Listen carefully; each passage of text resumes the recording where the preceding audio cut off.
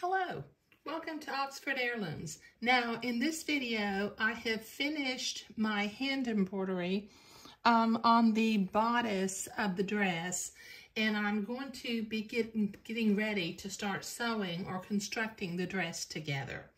Okay, all right, now but before I start that, somebody left a comment on the last video that they would like for me to explain how I traced this embroidery design on the front of the bodice.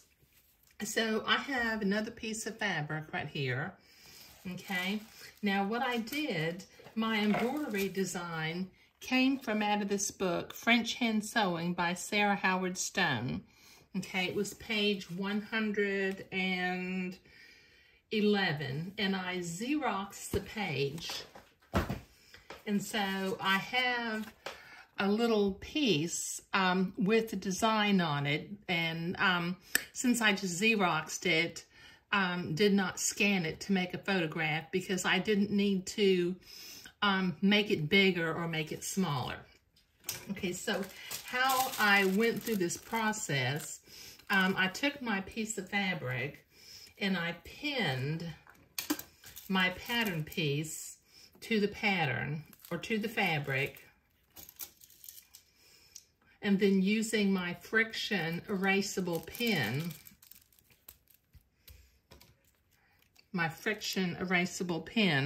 okay, and I'll put a link down below. If you want to order some erasable pins, you can do that. I'm going to trace the outlines of the pattern piece. So let me get this pinned into place real quickly.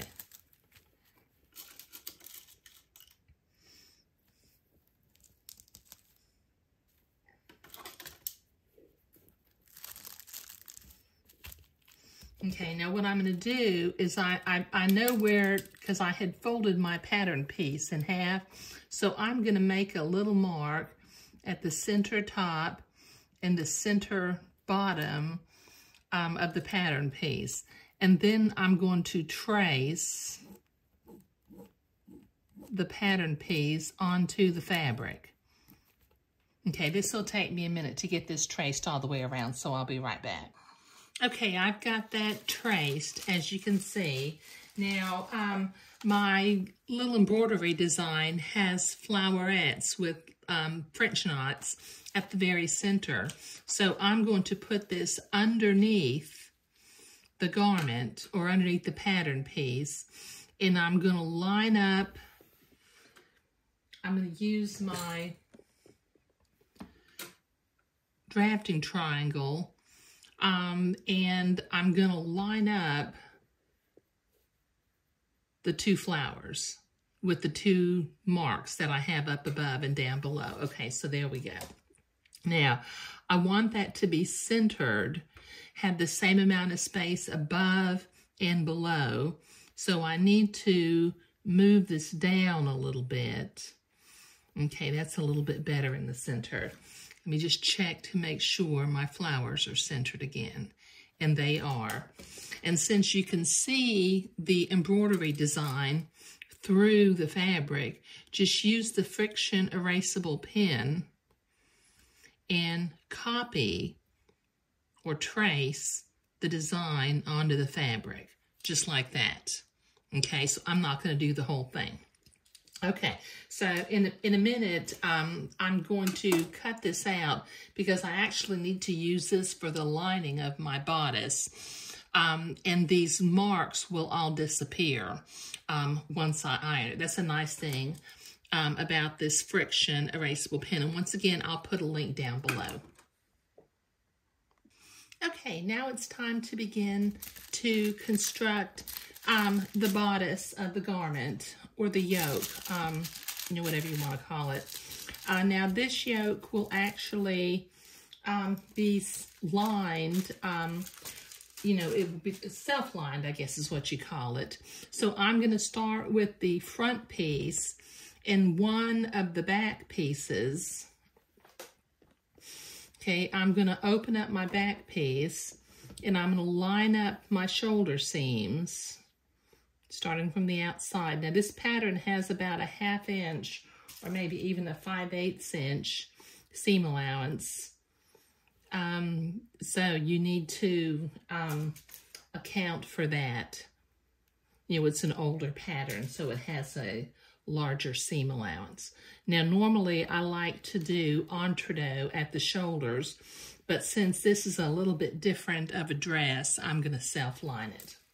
Okay, so I've got white thread. I'm set for a straight stitch, and I'm going to sew my shoulder seams.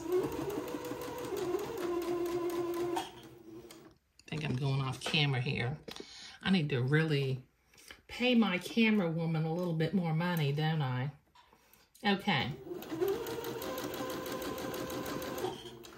So we're going to sew the shoulder seams on both of the front pieces.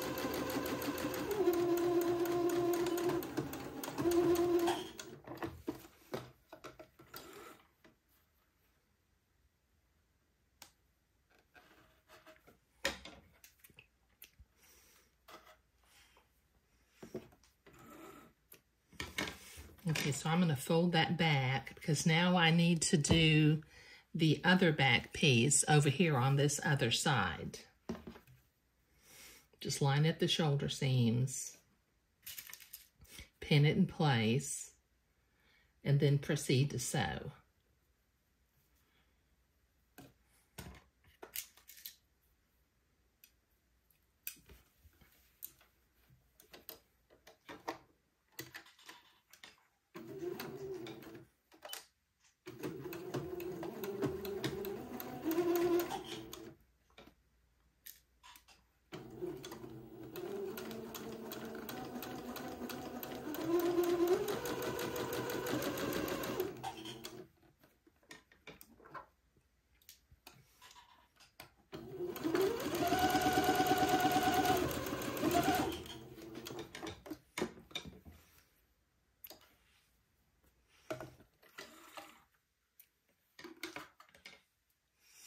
Okay, so I've got both of those on, and so it looks like this right now. Let me see if I can zoom out just a little bit.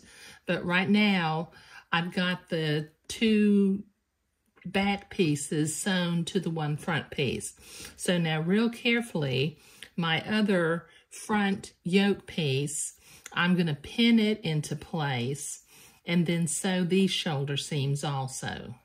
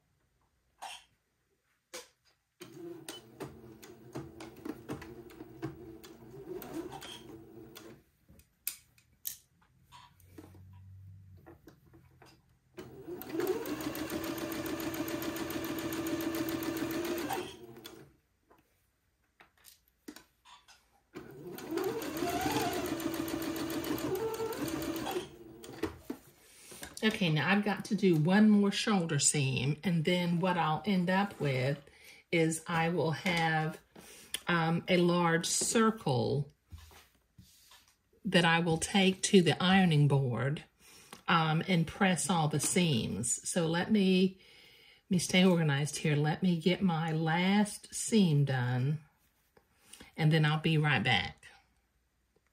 Okay, now before I go to the ironing board, and press my seams, my 4 seams open, I'm going to trim each one to about 1/4 inch.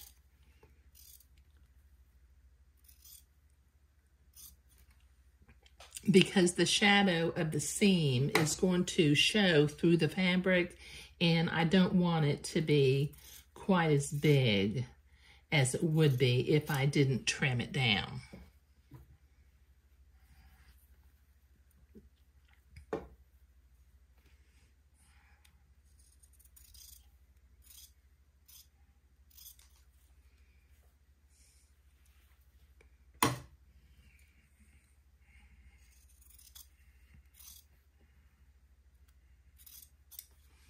Okay, so that's all 4 of them. So I'm going to go to the ironing board and I'm going to press each of my 4 seams open. So I'll be right back. Okay, so I have 2 front pieces and 2 back pieces sewn together. So I'm going to fold my right sides together, line this up at the shoulder seams, and then I'm going to pin along the neckline. And since I'm not going to put a fancy lace collar on this, this is just going to have a very plain neckline that the grandmother can make some pretty. She's going to make a smocked collar for Christmas and then maybe something else for Easter. But I need to sew a seam around the neck hole opening.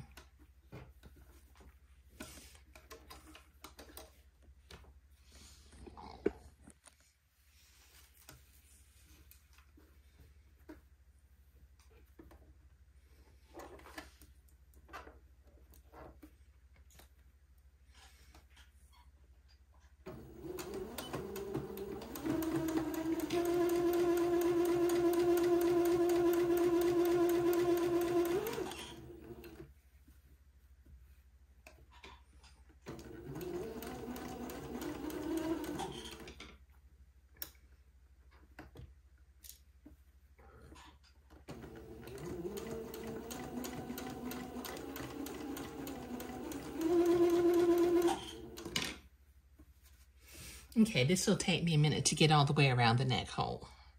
Okay, I've got that neck hole seam open. Now I'm going to trim my seam allowance down to 1/4 of an inch all the way around the neck hole opening.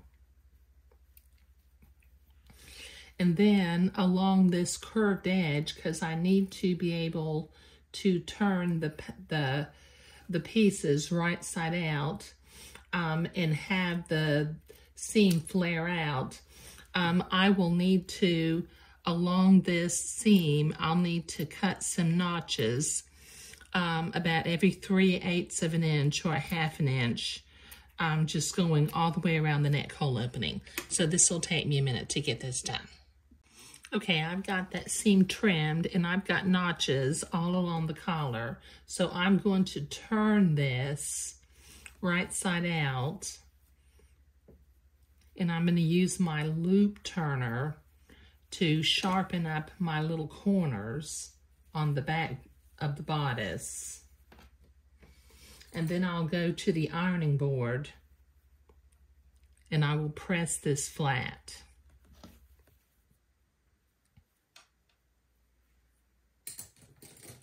Okay, so as you can see, it's going to have a finished neckline. And in a minute, I'm going to sew the entree to the front and back of the bodice. But let me go to the ironing board and press my bodice flat. Okay, so I've been to the ironing board. Now I'm going to take a piece of entree about the same length as the front of the bodice, and I'm going to pin this into place. And then I will sew the entree to the front of the bodice piece.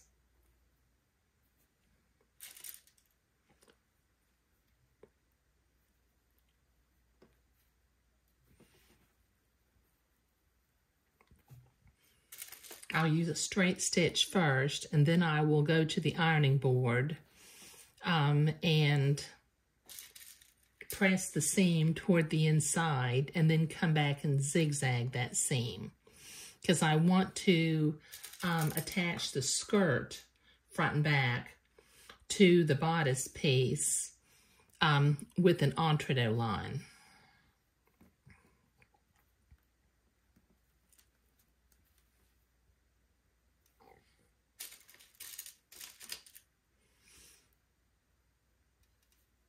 Okay, now to sew the entree on, I've got my sewing machine set to a straight stitch right now, but I'm going to sew next to the entree ladder. Let me see if I can zoom in a little bit. right to the right of the entree ladder is where I'm going to sew.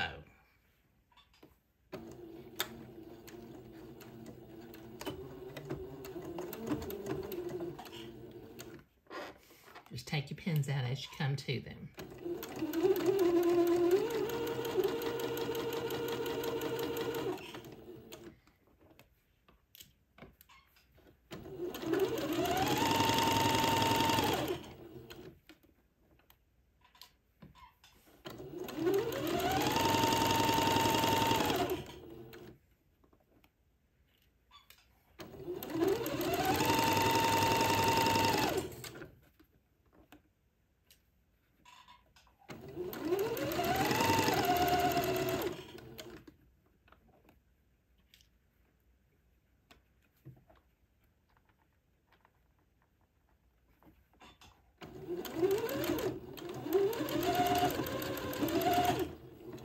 Okay, now I need to repeat this process for the 2 back bodice pieces, and then I'll go to the ironing board and press this entree seam to the inside of the garment. So this will take me a minute.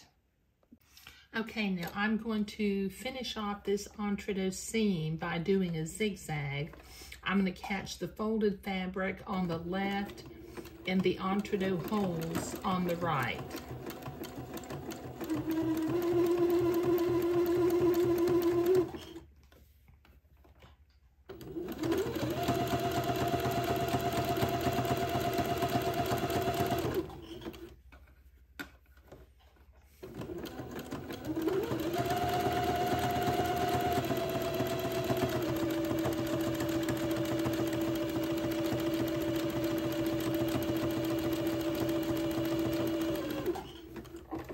There we go.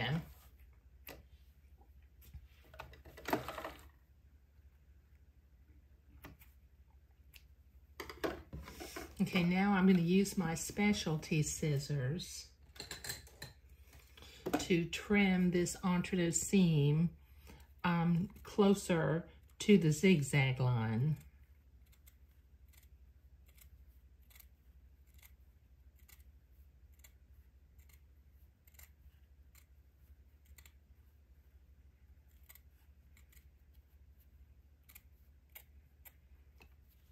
There.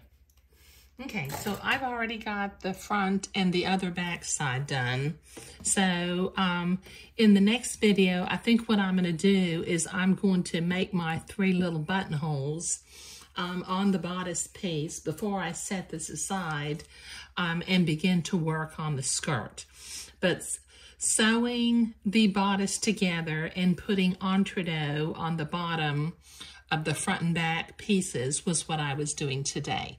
Thank you.